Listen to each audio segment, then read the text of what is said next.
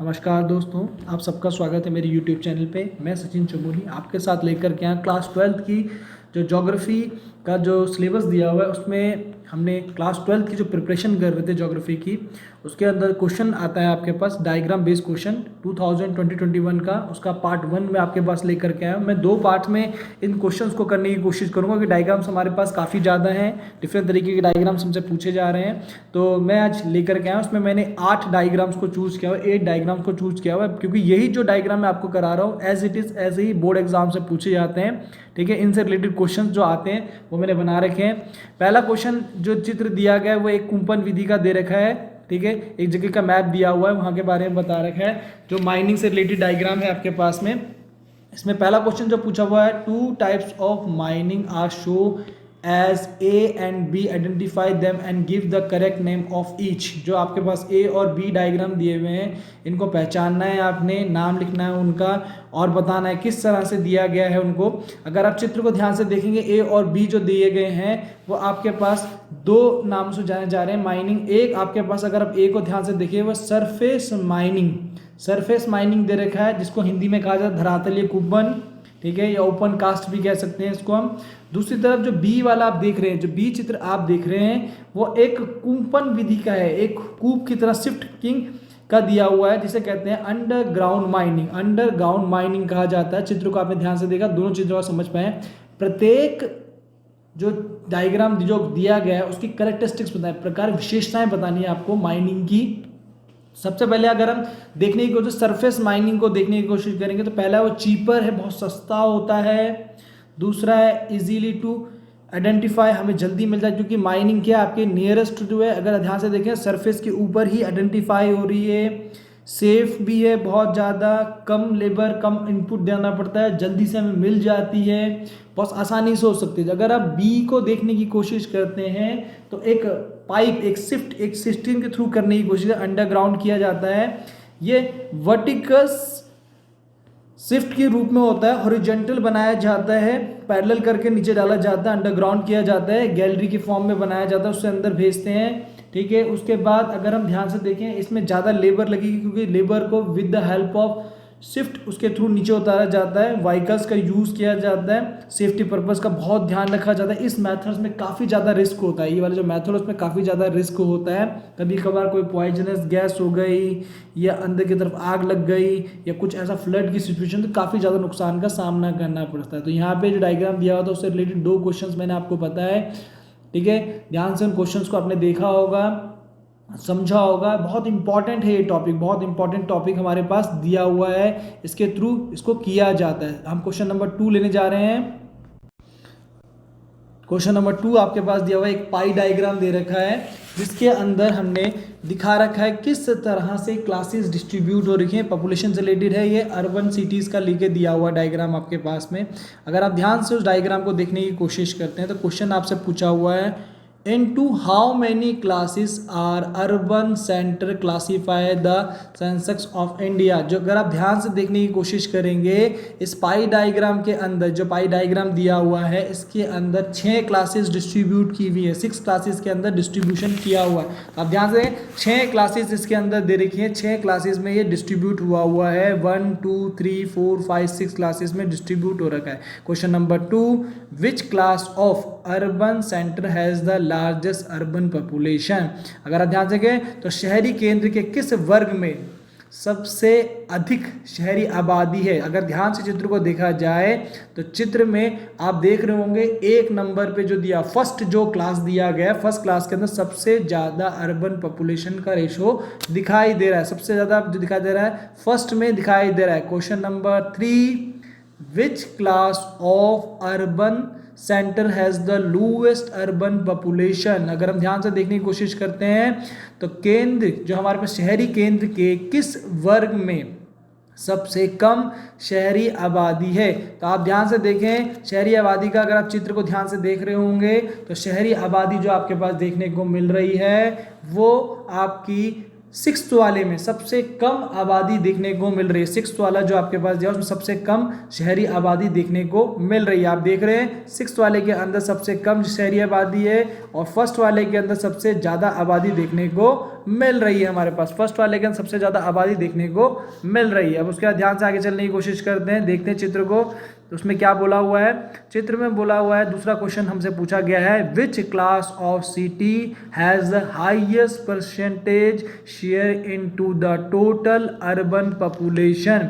जो कुल शहरी आबादी में शहरों के किस वर्ग का प्रतिशत सबसे अधिक है। अगर ध्यान से देखने की कोशिश करेंगे तो सबसे बड़ा जो एरिया देखने को मिल रहा है वो क्लास 1 का देखने को मिल रहा है। क्लास 1 का हमें देखने को मिल रहा है। क्लास 1 की सबसे ज़्यादा आबादी हमारे पास देखने को मिल रही है। क्लास 1 की आबादी सबसे ज़्यादा देखने को मिल रही है। उसके बाद अगर आप ध्यान से देखने की कोशिश करते हैं नेक्स्ट क्वेश्चन को, ठीक है, नेक्स्ट क्वेश्चन में पूछा हुआ है आपसे कि which class of city has the second rank in the total population. Second rank हमारे पास दिया हुआ है। दूसरे नंबर पे अगर हम ध्यान से देखेंगे तो कुल शहरी आबादी में शहरों के किस वर्ग की दूसरी रैंक है, मतलब दूसरी स्थिति देखने को मिल रही है। अगर चित्र को ध्यान से देखेंगे तो आप पाएंगे जो तीसरे नंबर का आपके पास बना हुआ है, तीसरे नंबर वाला उसका प्रतिशत ध्यान से देखें तो उससे अधिक पाया जा रहा है। सेकंड नंबर पे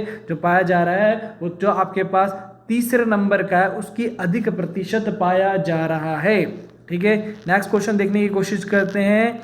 उसके बाद पूछा हुआ है आपसे कि what is the population size of the second class of city. जो सेकंड आपके पास दिया हुआ तो प्रतिशत अगर निकालने की कोशिश की जाती है और हम देखने की कोशिश करते हैं तो हम ये पाएंगे 62% उसका प्रतिशत पाया जा रहा है। 62% के आसपास का प्रतिशत क्या है आप निकाल के देखेंगे, बुक में दिया हुआ है, आप उस आंकड़ों के आधार पर निकालें तो 62% उसका निकल रहा है। उसके बाद अगला जो आपके पास है फाइंड आउट, ठीक है, find out total population ratio जो हमारे पास दिया हुआ है उसको अगर हम निकालने की कोशिश करते हैं फर्स्ट क्लास के उस डायग्राम की हेल्प से तो आपके पास मिल जाता है। अगर आप ध्यान से देखेंगे तो आप आइडेंटिफाई कर लेंगे। Last question, which class of city has the least percent of fifth city. अगर लिस्ट की निकालने की बात की जाती है, पांचवें का अगर प्रतिशत निकालने की बात की जा रही है, किस वर्ग के शहरों में कम से कम 5 शहरों का प्रतिशत पाया जा रहा है, तो ध्यान से देखें आप, सबसे कम 6th में पाया जा रहा है। 5वें के बाद अगर देखा जाएगा सबसे कम जिस शहर का पाया जा रहा है वो है 6th वाले शहर का सबसे कम प्रतिशत पाया जा रहा है। तो यहाँ से आपको 2 डायग्राम मैंने क्वेश्चन आपको बता दिए हैं, दोनों डायग्राम। आपको डायग्राम नंबर 3 की तरफ हम चलते हैं। नंबर 3 हम जो लेने जा रहे हैं वो आपके पास डायग्राम दिख रहा होगा। ये डेंसिटी ऑफ जो दिया हुआ है, इंडिया की डेंसिटी 2011 के अकॉर्डिंग दी हुई है, इससे रिलेटेड क्वेश्चन है। क्वेश्चन पूछा हुआ है, name the southern state which has the highest density of population, give one reason for it highest density of population.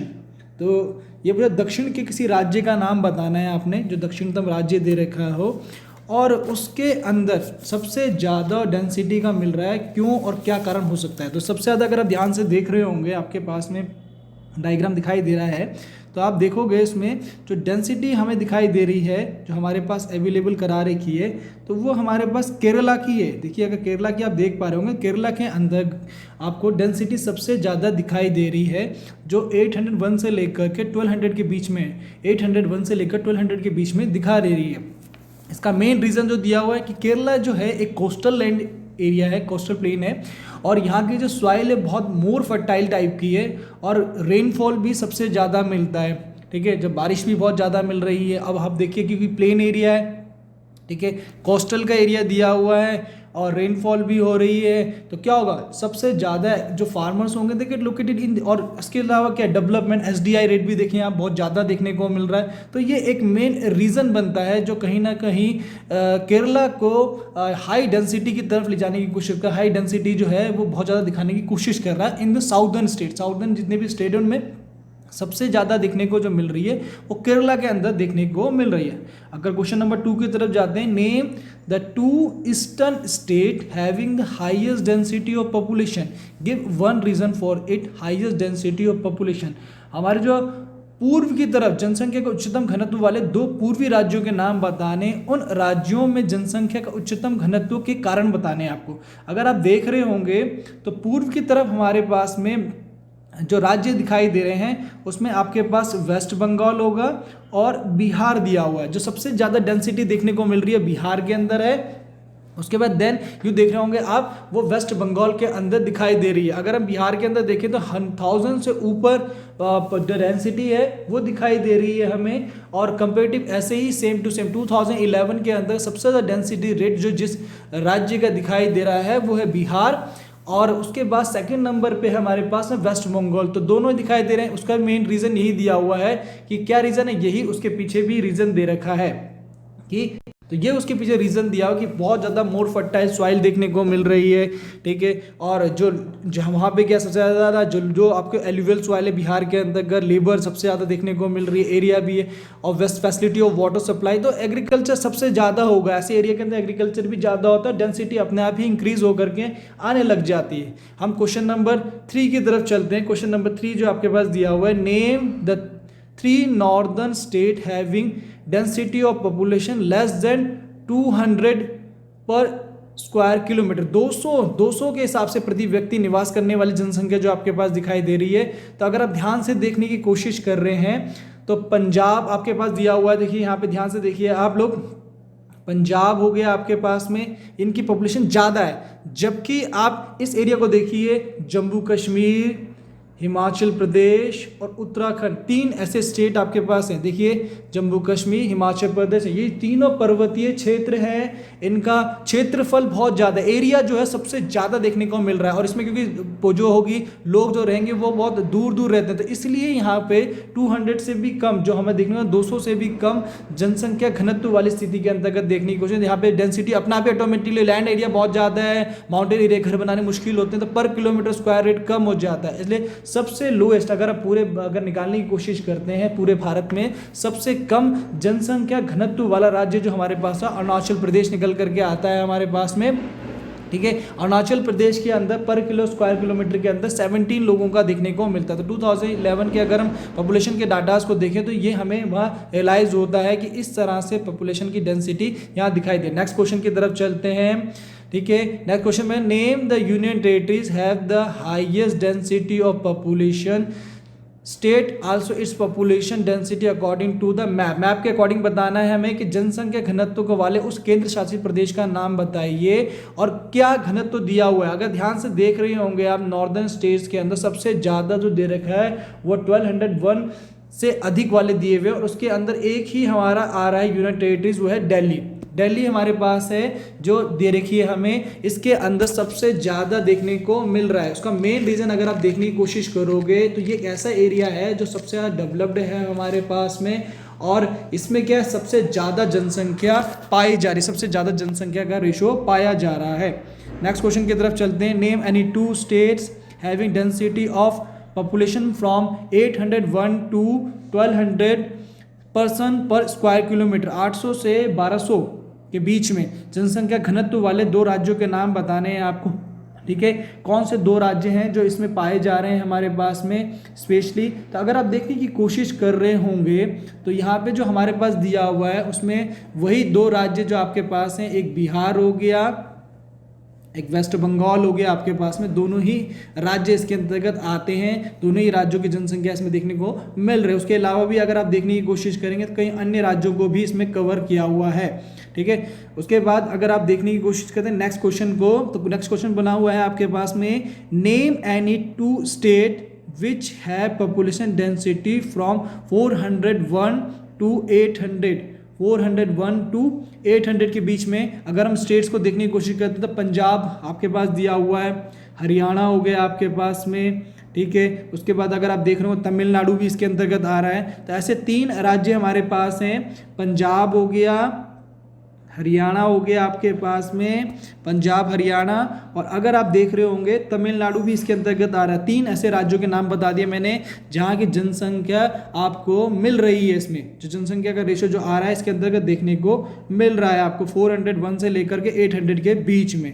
Next हम जो क्वेश्चन लेने जा रहे हैं, नेक्स्ट क्वेश्चन जो हमारे पास दिया हुआ है उसको देखने की कोशिश करते हैं हम लोग। नेक्स्ट आप क्वेश्चन देख रहे होंगे, आपके पास दिया हुआ एसडीआई रेट को दे रखा है, एसडीआई इंडेक्स के बारे में बता रखा है।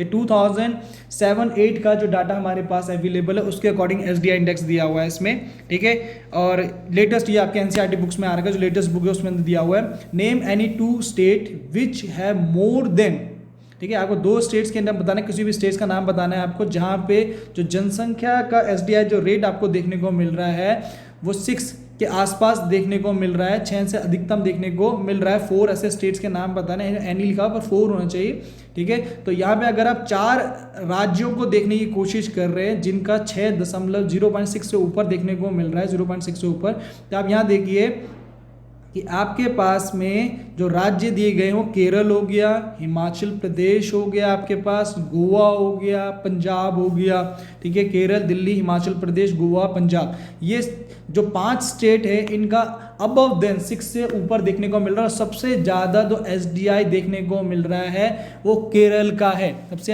क्या केरल का देखने को मिल रहा है हमें। सेकंड क्वेश्चन में दें, which state have the highest SDI value, सबसे ज़्यादा जो एसडीआई वैल्यू है किसकी है और उसके पीछे सबसे कम एसडीआई वैल्यू किसकी है। तो अगर आप ध्यान से देख रहे होंगे सबसे ऊपर दिया हुआ है आपको केरल, तो पहली रैंक पे दिया हुआ है 0.790 मानव विकास सूचकांक एसडीआई जो ह्यूमन डेवलपमेंट इंडेक्स होता है उसमें दिया हुआ है 0.790, इसका सबसे ज़्यादा देखने को मिलता है। और सबसे कम की तरफ अगर हम जाने की कोशिश करेंगे तो आप छत्तीसगढ़ को देख रहे होंगे 0.358, ये 23 नंबर पे आपका दिया हुआ है एसडीआई, ठीक है। तो ये इसके दिए हुए लोएस्ट और हाईएस्ट की तरफ। अब यहाँ क्वेश्चन ने पूछा explain any one reason for the highest and the lowest SDI value of these state, दोनों स्टेट्स के पीछे क्या कारण दिए हुए हैं कि एक का न्यूनतम एक का अधिकतम देखने को मिलता है। अगर हम अधिकतम को देखने की कोशिश करते हैं तो केरल में जो आपको देखा 100% जो आपके पास है, 100% जो पीपुल्स है दे गेट इलेक्टिव, वो क्या कहें बहुत ज़्यादा साक्षर है, ठीक है। और इलेक्टिव होने के कारण क्या है, उनका सबसे ज़्यादा पढ़ा लिखा होना ही, जो लिटरेसी रेट है वो सबसे ज़्यादा देखने को मिल रही है आपको केरल के अंदर लिटरेसी रेट, ठीक है। तो ये साक्षरता दर अगर अधिक होगी, जो ज़्यादा एजुकेटेड लोग हैं देखिए ब्रेन उतना ज़्यादा ही ब्रेन चलता है, ठीक है। और वहीं पे आप कंपेयर करने की कोशिश कीजिए दूसरे स्टेट को, छत्तीसगढ़ को अगर हम ध्यान से देखने की कोशिश करते हैं तो वहाँ साक्षरता दर का प्रतिशत बहुत कम देखने को मिल रहा है, साक्षरता दर का प्रतिशत बहुत कम देखने को मिल रहा है। और जो आप ध्यान से देखने की कोशिश करेंगे, तो वहां की साक्षरता दर बहुत कम प्रतिशत पाया जा रहा है, ठीक है। तो अगर हम उसकी प्रतिशत निकालने की कोशिश करते हैं, साक्षरता दर अगर हम ध्यान से देखें दोनों स्टेट की, तो आपने ध्यान से देखा भी होगा जो कुल साक्षरता दर छत्तीसगढ़ के अंदर पाई जा रही है, वहां महिलाओं का जो साक्षरता दर है वो 60.59 है और पुरुषों का 71.04। वहीं आप केरल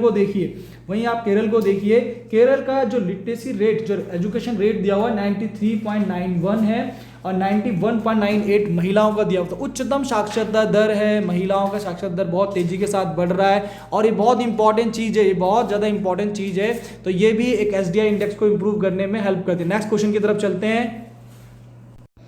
आपको नेक्स्ट क्वेश्चन जो हमारे पास दिया हुआ है इसमें आपके पास जो 1991 से लेकर 2011 तक की जनसंख्या का दिया हुआ, जो प्रतिशत बढ़ती हुई स्थिति के अंतर्गत दिया हुआ है, तो 91 से लेकर 2000 में किस तरह से जो पॉपुलेशन ग्रोथ हो रही है और उसके पीछे क्या रीजन रहा है। मैंने ग्रोथ ऑफ रेट आपके पास शो कर रखा है। तो क्वेश्चन में पूछा which declare show in the menu growth rate, what is the main reason for the decline in the population of decline, जो आपके पास दिया हुआ है क्यों ऐसा, कौन सा कारण मायने ग्रोथ रेट का और उसके पीछे क्यों गिरावट आ रही है, क्या कारण है जिसके कारण से उसकी जो ग्रो रेट है वो नीचे की तरफ डाउन जाने की कोशिश कर रहा है। अगर आप ध्यान से देख रहे होंगे डायग्राम को, ठीक है, तो आप देखें 91 से लेकर के और 2011 के बीच में एक ऐसा समय आया है जब क्या हुआ, डाउनफॉल देखने को मिला, बहुत ज़्यादा डाउन देखने को मिला, गिरावट आई, ठीक है। तो अगर आप ध्यान दें 1911 से लेकर 2021 के बीच में, 19 से लेकर 2021 के बीच में गिरावट की स्थिति देख रहे, ऋणात्मक नेगेटिविटी देखने को मिल रही है। इसका मेन जो कारण है कि बर्थ रेट की, अब जो कंपेयर किया जाए बर्थ रेट की कंपेयरिंग डेथ रेट का डाउन देखने को मिल रहा है, बर्थ रेट के कंपेयरिंग डेथ रेट का डाउन देखने को मिल रहा है, ठीक है। बर्थ रेट के अकॉर्डिंग क्या है, डेथ रेट का डाउन देखने को मिल रहा है, ठीक है। और दूसरी चीज देखिए मेडिकल फैसिलिटीज नहीं, क्योंकि देखो मेडिकल फैसिलिटीज को देखने की कोशिश करें बहुत कम देखने को मिल रही थी, ठीक है। प्रॉब्लम सबसे ज़्यादा हो रही थी कि खाने के लिए नहीं दिया, पर्याप्त मात्रा में भोजन नहीं उपलब्ध हो रहा है, फूड की क्राइसिस डॉट सिचुएशन हो रही थी। और ये जो समय रहा है 1911 से 1921 का वर्ल्ड वॉर का टाइम पीरियड रहा है, तो ये प्रॉब्लम फेस करनी पड़ी, बहुत ज़्यादा डाउन की स्थिति बनकर रही, ठीक है। तो ये कई बार ये तालिका आपसे पूछ ली जाती है। क्वेश्चन नंबर 2 की तरफ चलते हैं। Which declare as reference to as the period of still population, स्थिर जनसंख्या का जो कहा जा रहा है, बार बार स्थिर जनसंख्या किस काल में देखने को मिल रही है, तो 1921 से लेकर 1951 के बीच में, 1921 से लेकर के और 1951 के बीच में आप देखो स्थिर पॉपुलेशन देखने को मिल रही है। एक तरह से एक रुकी हुई जनसंख्या देख रही है, बहुत ज्यादा वृद्धि देखने को नहीं मिली है, एक सामान्य वृद्धि को देखने को मिल रही है। उसका कारण जो दिया हुआ है कि इस पूरे पीरियड के दौरान पे, जो ये पीरियड है आपका जो बना हुआ है 1921 से लेकर 1951 के बीच में, इसमें कई चीजों में देश के अंदर कई चीजों में सुधार आया था, इंप्रूवमेंट हुआ था, जैसे हेल्थ फैसिलिटीज हो गया, हाइजीन हो गया आपके पास में, ठीक है। उससे क्या हुआ, डेथ रेट में बहुत ज्यादा कंट्रोल होना स्टार्ट हुआ। इसके अलावा ट्रांसपोर्ट कम्युनिकेशन की स्किल्स डेवलप्ड हुई, ठीक है। दूर संचार जैसे होते हैं कई चीज़ों के टाइम उससे फैसिलिटीज़ का डेवलपमेंट होना कहीं ना कहीं पॉपुलेशन के उसमें भी एस्पेक्ट में भी देने लगा। इससे क्या हुआ कि मेडिकल्स के इंप्रूवमेंट, साफ सफाई से काफ़ी ज़्यादा डेथ रेट पे कंट्रोल, कई प्रकार की बीमारियों पे हमने नियंत्रण पा लिया, ये देखने को मिला। लास्ट क्वेश्चन जो दिया हुआ है, why has the population growth line in the last 2 दशकों के दौरान पे गिरावट की स्थिति क्यों कम देखने को मिल रही, क्या कारण है। अगर आप ध्यान से देखें डाटास को तो आप ये देखोगे कि 1991, 2001, के दौरान पे जो हमारे पास चीज़ें उसमें काफ़ी ज़्यादा इंप्रूवमेंट आने लगा है, ठीक है। जो हमारे बर्थ रेट है उस पर काफ़ी ज़्यादा इंप्रूवमेंट देखने को मिल रहा है, बर्थ रेट के ऊपर काफ़ी ज़्यादा हमने इंप्रूवमेंट किया हुआ है, कंट्रोल करने की कोशिश की है। दूसरा, लिटरेसी रेट को हमने इंक्रीज किया, फीमेल लिटरेसी रेट को इंक्रीज किया है, जो महिला है उनको ज़्यादा साक्षरता दर देने की कोशिश की गई है, ठीक है।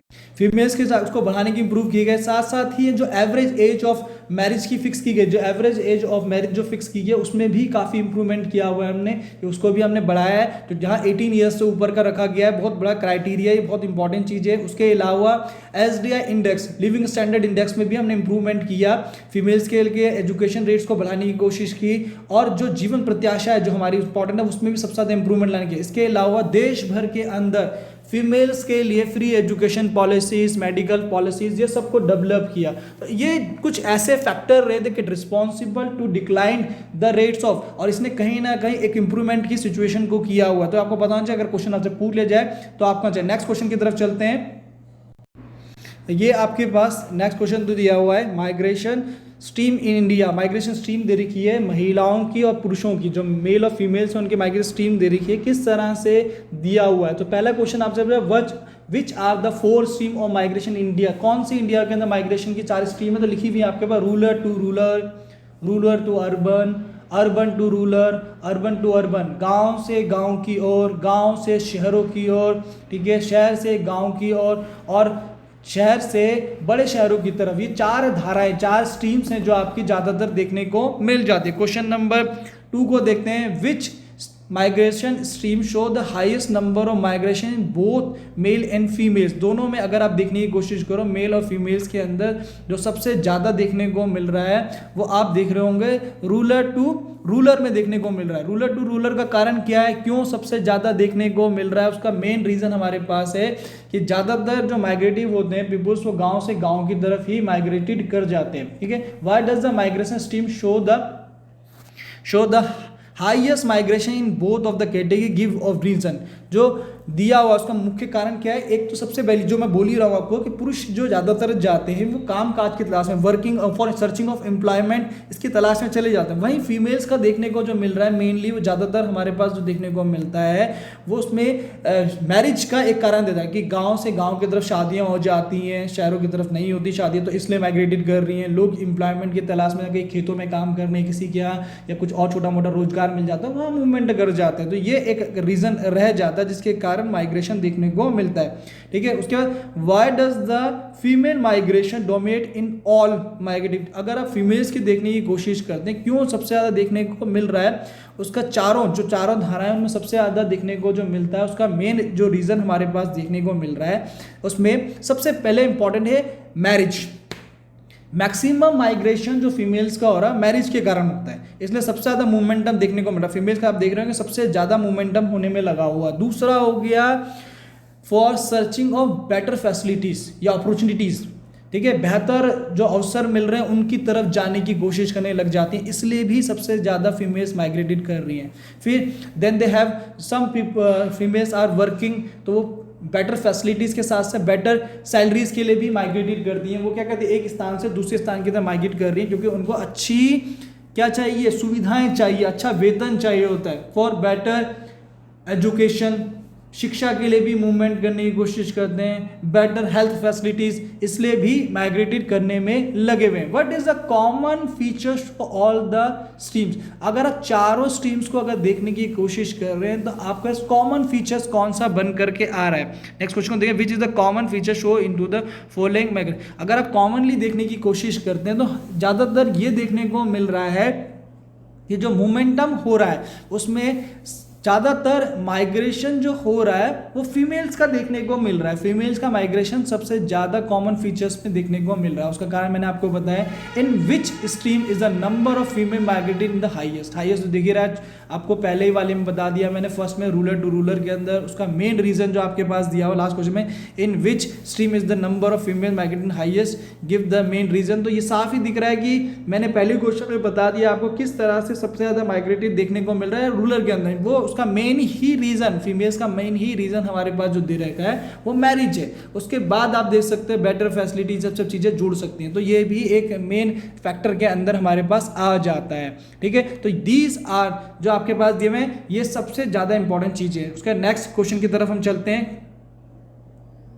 लास्ट डायग्राम बेस्ड क्वेश्चन है आपके पास में, रूरल सेटलमेंट पैटर्न को लेके पूछा हुआ है। Identify the name and the given rural settlement. जो आपके पास रूरल सेटलमेंट दिया हुआ है इसको आइडेंटिफाई करना है, आपने पहचानना है ये कौन सा रूरल सेटलमेंट है आपके पास में और किस तरह से। अगर चित्र को ध्यान से देख रहे होंगे तो रूरल सेटलमेंट का चित्र दिया हुआ है आपके पास में, तो ये सबसे जो दिया हुआ है ये स्क्वायर पैटर्न आपके पास है, वृत्ताकार इसे कहते हैं, उस प्रतिरूप में दिया गया है, उस तरह से डिस्ट्रीब्यूटेड हो रखा है। ठीक है, और इसका डिस्ट्रीब्यूशन जो हुआ है, जो डिस्ट्रीब्यूशन अगर आप ध्यान से देखने की कोशिश करेंगे, इस डिस्ट्रीब्यूशन में जो मेन चीज डाली गई है, जो मेन चीज आप देख रहे हैं इसको जो आपके पास दिया हुआ है, ठीक है, क्योंकि सर्कुलर रूरल सेटलमेंट है उसकी चीज़ों को लेकर, in which type of area do you find such type of settlement, किस तरह के एरिया के अंदर इस तरह का सेटलमेंट देखने को मिलता है। Such type of rural settlement are found where we have lake और टैंक्स, जहाँ पे कुएँ होते हैं, झीलें होती हैं या और चीज़ें दी जाती हैं, उन जगह पे देखने को मिलता है।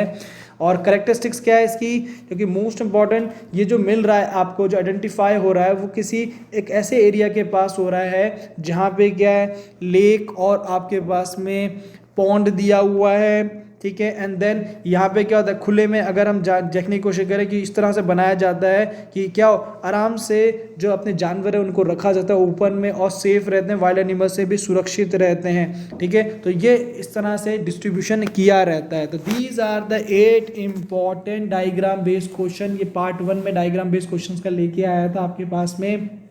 ठीक है, इसमें मैंने आपको बताया इनकी आप प्रैक्टिस कीजिए। मैं इसके अलावा सेकंड पार्ट भी लेके आऊँगा आपको डायग्राम बेस्ड क्वेश्चन का, जिसमें मैं और मोस्ट इंपॉर्टेंट 2011 से डाटा से चूज़ करके और जो 2021 के अंदर बोर्ड पेपर आने वाला, जो बोर्ड का इंपॉर्टेंट पेपर आने वाला है उससे लगभग मैं एवरेज निकालने की कोशिश कर रहा हूँ, गैसिंग कर रहा हूँ, एक पेपर मैं बनाने वाला हूँ। उसके बाद मैं आपको शॉर्ट आउट करके डालूंगा। बहुत इंपॉर्टेंट चीज़ें हैं उसमें, आप लगातार मेरे साथ बने रहें। अगर आपने मेरा चैनल सब्सक्राइब नहीं किया, चैनल को सब्सक्राइब किए, ठीक है। और बहुत इंपॉर्टेंट चीज़ें मैं लेकर आता हूँ, आपको 100 आउट ऑफ 100 मार्क्स चाहिए तो मेरे चैनल पे आप बने रहें, लगातार बने रहें, ठीक है। Thank you.